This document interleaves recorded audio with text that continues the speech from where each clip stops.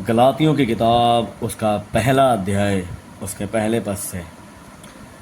पौलुस की, जो ना मनुष्यों की ओर से और ना मनुष्य के द्वारा वरन यीशु मसीह और परमेश्वर पिता के द्वारा जिसने उसको मरे हुओं में से जिलाया प्रेरित हैं, और सारे भाइयों की ओर से जो मेरे साथ हैं गलातिया की कलीसियाओं के नाम।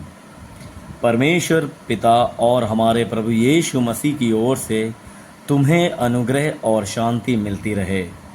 उसी ने अपने आप को हमारे पापों के लिए दे दिया, ताकि हमारे परमेश्वर और पिता की इच्छा के अनुसार हमें इस वर्तमान बुरे संसार से छुड़ाए।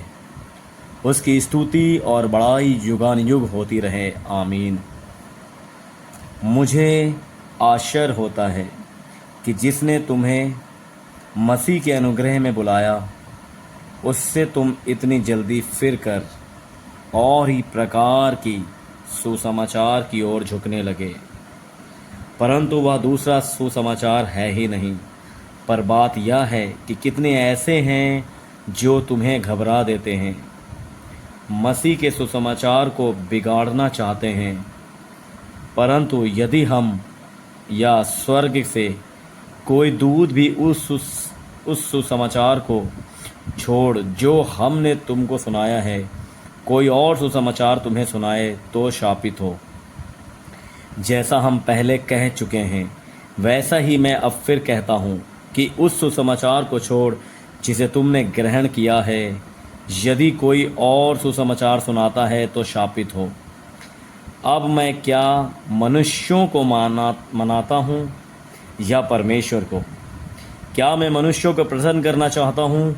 यदि मैं अब तक मनुष्यों को ही प्रसन्न करता रहता तो मसीह का दास ना होता। हे भाइयों, मैं तुम्हें बताए देता हूँ कि जो सुसमाचार मैंने सुनाया है वह मनुष्य का नहीं, क्योंकि वह मुझे मनुष्य की ओर से नहीं पहुँचा और ना मुझे सिखाया गया, पर यीशु मसीह के प्रकाशन से मिला। यहूदी मत में जो पहले मेरे चाल चलन था, उसके विषय में तुम सुन चुके हो कि मैं परमेश्वर की कलीसिया को बहुत ही सताता और नष्ट करता था। अपने बहुत से जाति वालों से जो मेरी अवस्था के थे, यहूदी मत में अधिक बढ़ता जाता था और अपने बाप दादों की परंपराओं के लिए बहुत ही उत्साही था। परंतु परमेश्वर की, जिसने मेरी माता के गर्भ ही से मुझे ठहराया और अपने अनुग्रह से बुला लिया, जब इच्छा हुई कि मुझ में अपने पुत्र को प्रकट करे कि मैं अन्य जातियों में उसका सुसमाचार सुनाऊं, तो ना मैंने मांस और लहू से सलाह ली और ना यरूशलेम को उनके पास गया जो मुझसे पहले प्रेरित थे, पर तुरंत अरब को चला गया और फिर वहाँ से दमिश्क को लौट आया। फिर 3 वर्ष के बाद मैं कैफा से भेंट करने के लिए यरूशलेम गया और उसके पास 15 दिन तक रहा। परंतु प्रभु के भाई याकूब को छोड़ और प्रेरितों में से किसी से ना मिला। जो बातें मैं तुम्हें लिखता हूँ, देखो, परमेश्वर को उपस्थित जानकर कहता हूँ कि वे झूठी नहीं। इसके बाद मैं सीरिया और किलिकिया के प्रांतों में आया, पर यहूदिया की कलीसियाओं ने जो मसीह में थी मेरा मुंह कभी नहीं देखा था, परंतु यही सुना करती थी कि जो हमें पहले सताता था वह अब उसी विश्वास का सुसमाचार सुनाता है जिसे पहले नष्ट करता था, और वे मेरे विषय में परमेश्वर की महिमा करती थी। 2 अध्याय उसके पहले पद से। 14 वर्ष के बाद मैं बरनबास के साथ फिर यरूशलेम को गया और तीतुस को भी साथ ले गया। मेरा जाना ईश्वरीय प्रकाशन के अनुसार हुआ, और जो सुसमाचार मैं अन्य जातियों में प्रचार करता हूँ उसको मैंने उन्हें बता दिया, पर एकांत में उनको जो बड़े समझे जाते थे, ताकि ऐसा ना हो कि मेरी इस समय की या पिछली दौड़ धूप व्यर्थ ठहरे।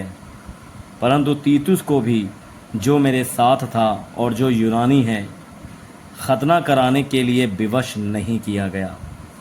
यह उन झूठे भाइयों के कारण हुआ जो चोरी से घुस आए थे, कि उस स्वतंत्रता का जो मसीह यीशु में हमें मिली है भेद लेकर हमें दास बनाए।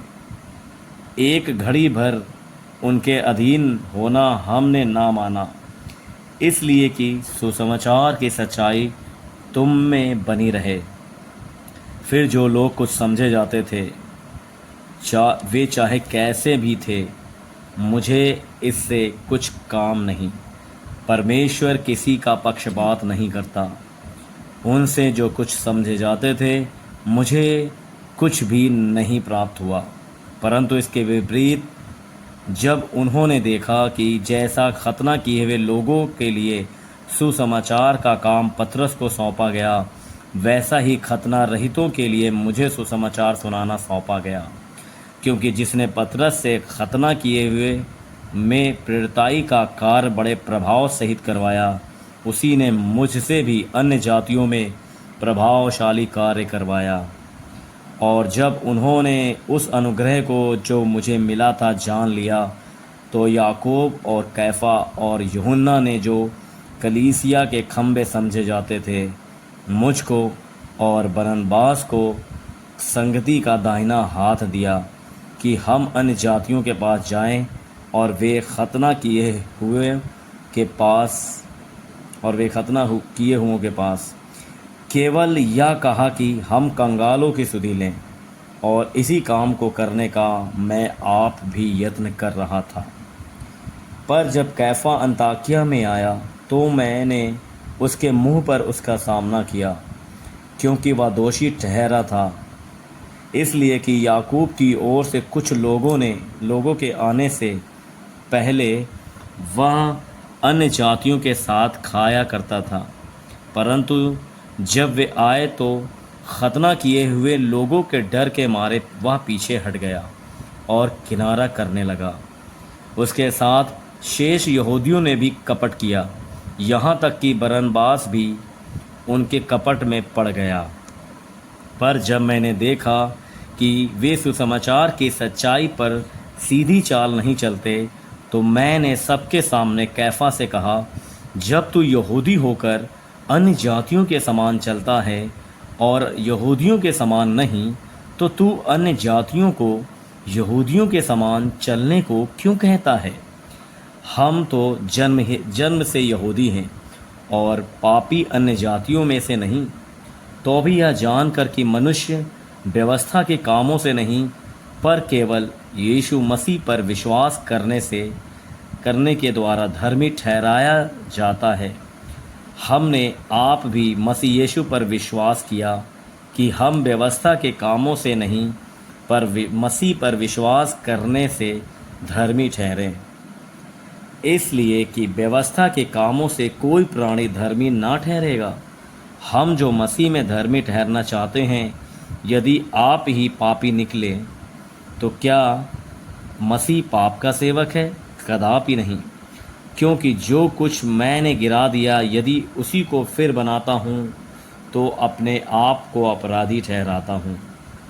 मैं तो व्यवस्था के द्वारा व्यवस्था के लिए मर गया कि परमेश्वर के लिए जीऊँ। मैं मसीह के साथ क्रूस पर चढ़ाया गया हूँ।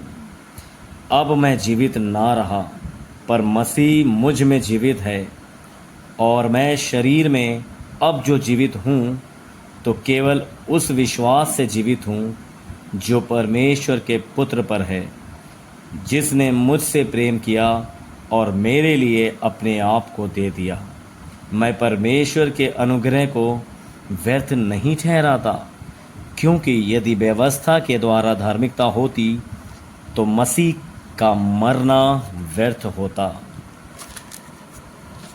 अध्याय 3 इसका पहला पद से। हे निर्बुद्धि गलातियों, किसने तुम्हें मोह लिया है? तुम्हारी तो मानो आँखों के सामने यीशु मसीह क्रूस पर दिखाया गया। मैं तुमसे केवल यह जानना चाहता हूँ कि तुमने आत्मा को क्या व्यवस्था के कामों से या विश्वास के समाचार से पाया। क्या तुम ऐसे निर्बुद्धि हो कि आत्मा की रीति पर आरंभ करके अब शरीर की रीति पर अंत करोगे? क्या तुमने इतना दुख व्यर्थ ही उठाया? परंतु कदाचित व्यर्थ नहीं। जो तुम्हें आत्मा दान करता है वह तुम में सामर्थ के काम करता है। वह क्या व्यवस्था के कामों से या सुसमाचार पर विश्वास से ऐसा करता है? अब्राहम ने तो परमेश्वर पर विश्वास किया और यह उसके लिए धार्मिकता गिनी गई। अतः यह जान लो कि जो विश्वास करने वाले हैं वे ही अब्राहम के संतान हैं। और पवित्र शास्त्र ने पहले ही से यह जानकर कि परमेश्वर अन्य जातियों को विश्वास से धर्मी ठहराएगा, पहले ही से अब्राहम को यह सुसमाचार सुना दिया कि तुझ में सब जातियां आशीष पाएंगी। इसलिए जो विश्वास करने वाले हैं वे विश्वासी अब्राहम के साथ आशीष पाते हैं। इसलिए जितने लोग व्यवस्था के कामों पर भरोसा रखते हैं वे सब शाप के अधीन हैं, क्योंकि लिखा है, जो कोई व्यवस्था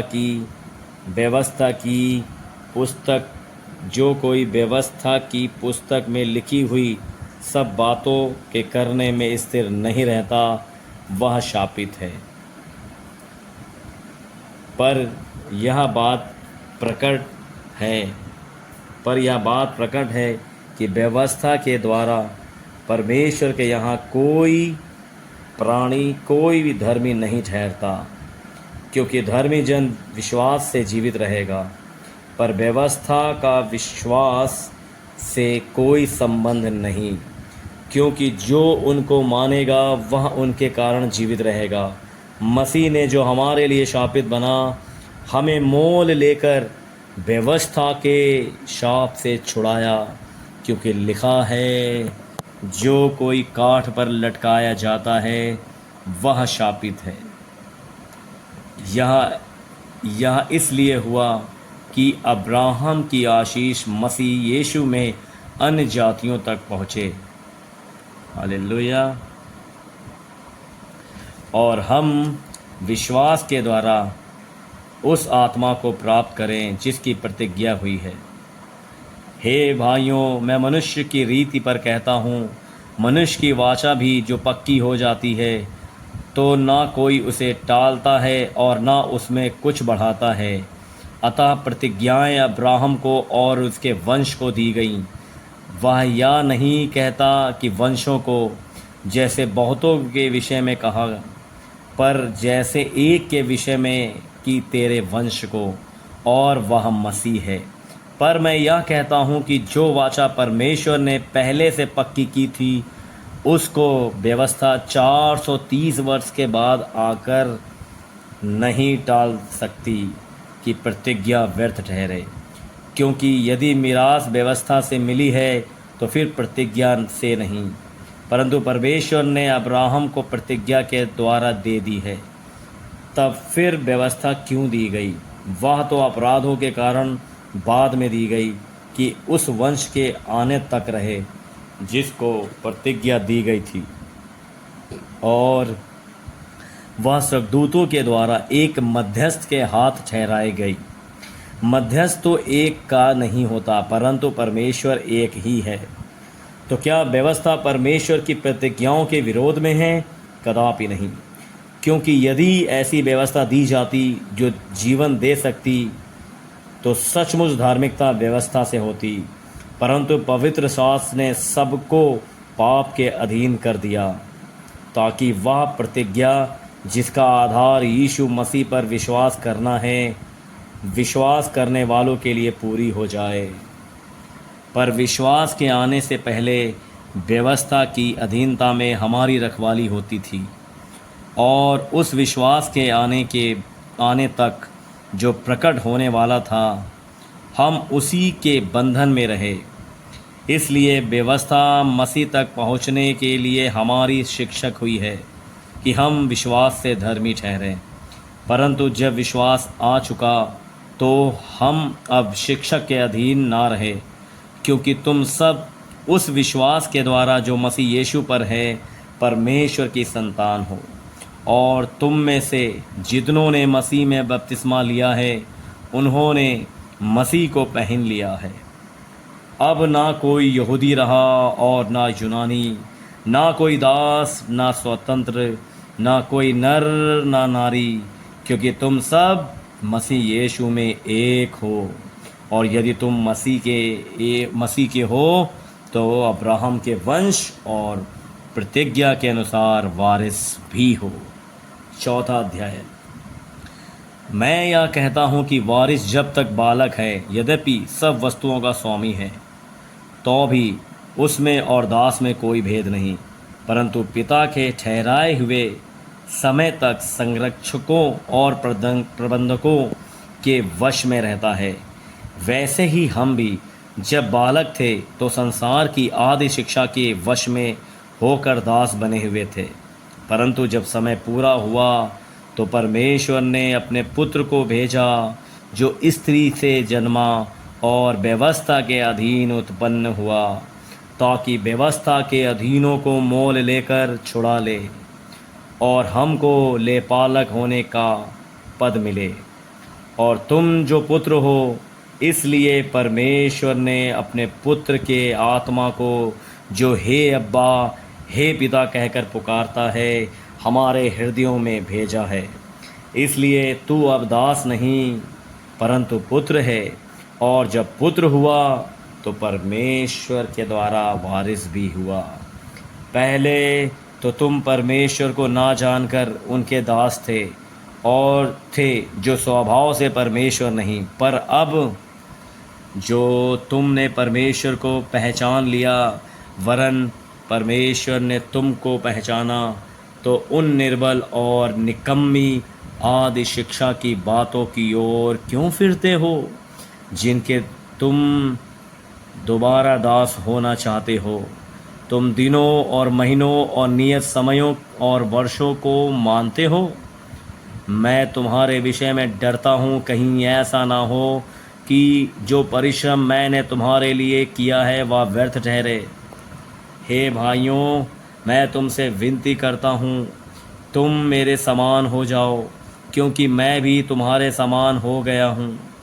तुमने मेरा कुछ बिगाड़ा नहीं, पर तुम जानते हो कि पहल मैंने शरीर की निर्बलता के कारण तुम्हें सुसमाचार सुनाया, और तुमने मेरी शारीरिक दशा को, जो तुम्हारी परीक्षा का कारण थी, तुच्छ ना जाना, ना उससे घृणा की, और परमेश्वर के दूत वरन स्वयं मसीह के समान मुझे ग्रहण किया। तो वह तुम्हारा आनंद मनाना कहाँ गया? मैं तुम्हारा गवाह हूँ। यदि हो सकता तो तुम अपनी आँखें भी निकाल कर मुझे दे देते। तो क्या तुमसे सच बोलने के कारण मैं तुम्हारा बैरी बन गया हूँ? वे तुम्हें मित्र बनाना चाहते हैं, पर भले उद्देश्य से नहीं, वरन तुम्हें अलग करना चाहते हैं कि तुम उन्हीं को मित्र बना लो। पर यह भी अच्छा है कि भली बात में हर समय मित्र बनाने का यत्न किया जाए, ना केवल उसी समय कि जब मैं तुम्हारे साथ रहता हूँ। हे मेरे बालकों, जब तक तुम में मसीह का रूप ना बन जाए, तब तक मैं तुम्हारे लिए फिर जच्चा की सी पीड़ाएं सहता हूँ। इच्छा तो यह होती है कि अब तुम्हारे पास आकर और ही प्रकार से बोलूं, क्योंकि तुम्हारे विषय में उलझन में हूँ। तुम जो व्यवस्था के अधीन होना चाहते हो, मुझे बताओ, क्या तुम व्यवस्था की नहीं सुनते? क्या तुम व्यवस्था की नहीं सुनते?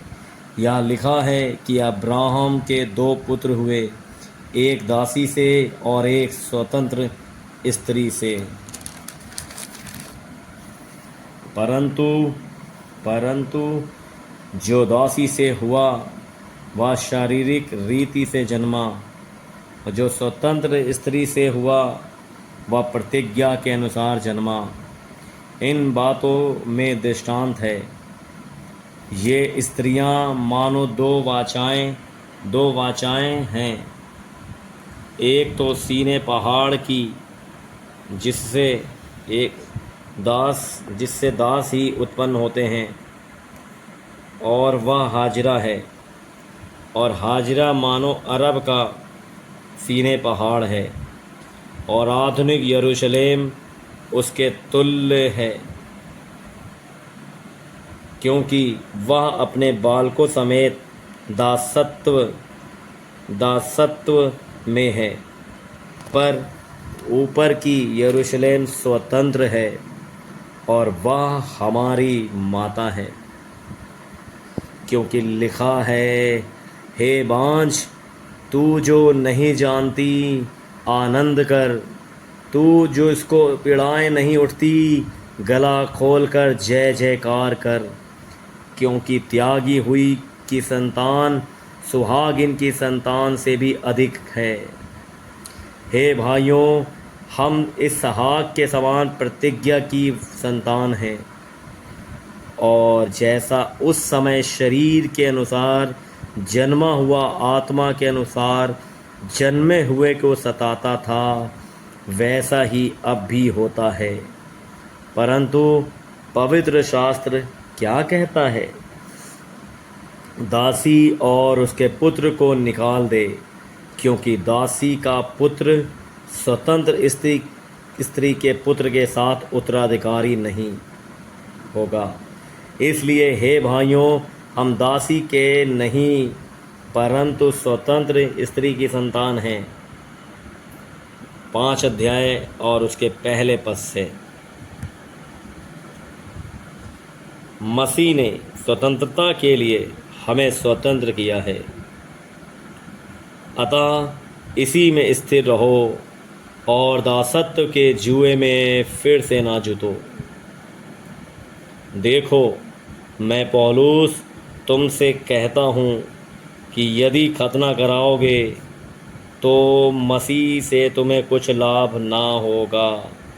फिर भी मैं हर एक खतना कराने वाले को जताए देता हूँ कि उसे सारी व्यवस्था माननी पड़ेगी। तुम जो व्यवस्था के द्वारा धर्मी ठहरना चाहते हो, मसीह से अलग और अनुग्रह से गिर गए हो, क्योंकि आत्मा के कारण हम विश्वास से और आशा की हुई धार्मिकता की बाट चाहते हैं। मसीह यीशु में ना खतना और ना खतना रहित कुछ काम का है, परंतु केवल विश्वास जो प्रेम के द्वारा प्रभाव डालता है। तुम तो भली भांति दौड़ रहे थे, अब किसने तुम्हें रोक दिया कि सत्य को ना मानो? ऐसी सीख तुम्हारे बुलाने वाले की ओर से नहीं। थोड़ा सा खमीर सारे गुथे हुए आटे को खमीर कर डालता है। मैं प्रभु पर तुम्हारे विषय में भरोसा रखता हूँ कि तुम्हारा कोई दूसरा विचार ना होगा, परंतु जो तुम्हें घबरा देता है वह कोई क्यों ना हो दंड पाएगा। परंतु हे भाइयों, यदि मैं अब तक खतना का प्रचार करता हूँ तो क्यों अब तक सताया जाता हूँ? फिर तो क्रूस की ठोकर जाती रही। भला होता कि जो तुम्हें डामाडोल करते हैं वे अपना अंग ही काट डालते। हे भाइयों, तुम स्वतंत्र होने के लिए बुलाए गए हो, परंतु ऐसा ना हो कि यह स्वतंत्रता शारीरिक कामों के लिए अवसर बने, वरन प्रेम से एक दूसरे के दास बनो, क्योंकि सारी व्यवस्था एक ही बात में पूरी हो जाती है, तू अपने पड़ोसी से अपने समान प्रेम रख। पर यदि तुम एक दूसरे को दांत से काट दे और फाड़ खाते हो तो चौकस रहो कि एक दूसरे को का सत्यानाश ना कर दो। पर मैं कहता हूँ, आत्मा के अनुसार चलो तो तुम शरीर की लालसा किसी रीति से पूरी ना करोगे, क्योंकि शरीर आत्मा के विरोध में और आत्मा शरीर के विरोध में लालसा करता है, और ये एक दूसरे के विरोधी हैं, इसलिए कि जो तुम करना चाहते हो वह ना करने पाओ। और यदि तुम आत्मा के चलाए चलते हो तो व्यवस्था के अधीन ना रहे। शरीर के काम तो प्रकट हैं, अर्थात व्यभिचार, गंदे काम, लुचपन, मूर्ति पूजा, टोना, बैर, झगड़ा, ईर्ष्या, क्रोध, विरोध, फूट, विधर्म, डाह, मतवालापन, लीला क्रीड़ा और इनके जैसे और काम हैं। इनके विषय में मैं तुमसे पहले से कह देता हूँ, जैसा पहले कह भी चुका हूँ, कि ऐसे ऐसे काम करने वाले परमेश्वर के राज के वारिस ना होंगे। पर आत्मा का फल प्रेम, आनंद, शांति, धीरज, कृपा, भलाई, विश्वास, नम्रता और संयम है। ऐसे ऐसे कामों के विरोध में कोई भी व्यवस्था नहीं। और जो मसीह यीशु के हैं, उन्होंने शरीर को उसकी लालसाओं और अभिलाषाओं समेत क्रूस पर चढ़ा दिया है। यदि हम आत्मा के द्वारा जीवित हैं तो आत्मा के अनुसार चले भी। हम घमंडी होकर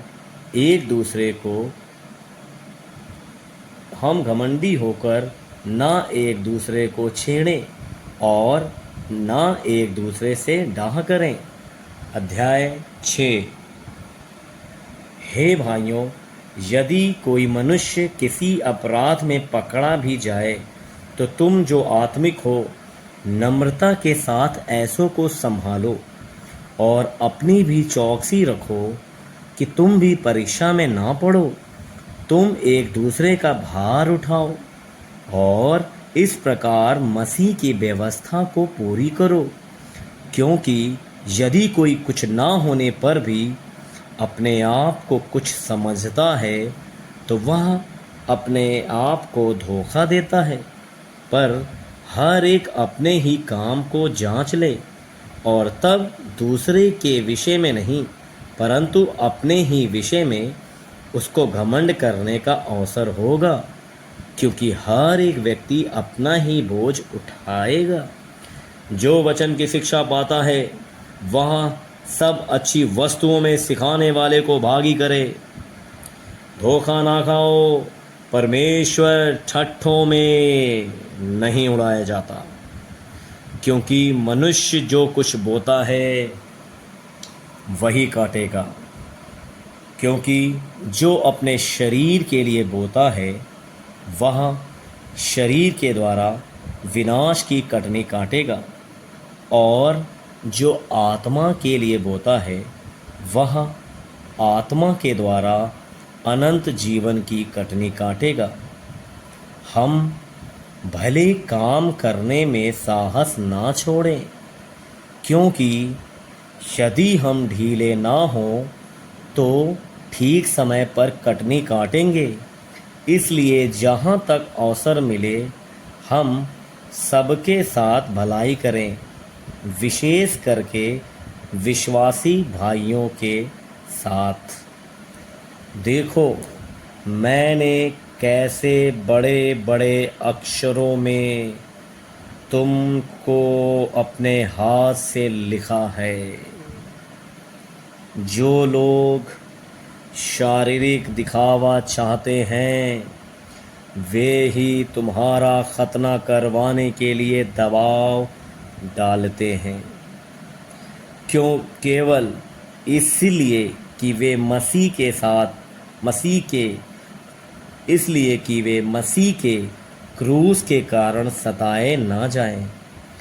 क्योंकि खतना कराने वाले स्वयं तो व्यवस्था पर नहीं चलते, पर तुम्हारा खतना इसलिए कराना चाहते हैं कि तुम्हारी शारीरिक दशा पर घमंड करें। पर ऐसा ना हो कि मैं अन्य किसी बात का घमंड करूं, केवल हमारे प्रभु यीशु मसीह के क्रोस का, जिसके द्वारा संसार मेरी दृष्टि में और मैं संसार की दृष्टि में क्रूस पर चढ़ाया गया हूँ। क्योंकि ना खतना और ना खतना रहित कुछ है, परंतु नई सृष्टि जितने इस नियम पर चलेंगे उन पर और परमेश्वर के इज़राइल पर शांति और दया होती रहे।